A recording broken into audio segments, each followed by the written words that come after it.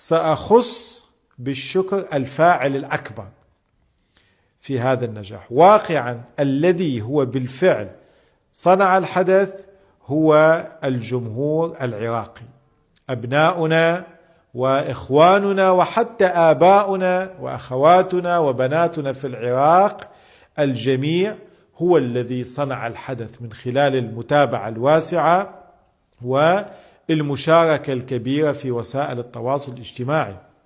اليوم رأيت إحصائية من إحدى الجهات أنه في هذا الأسبوع 30 مليون مرة إما تكرر الاسم في الهاشتاج أو أنه لعله عدد مشاهدات في جهة واحدة، فهذا عدد كبير يستدعي أن نشكر الشباب. طبعا هذا الرقم في العراق فقط، ومن لم يشكر المخلوق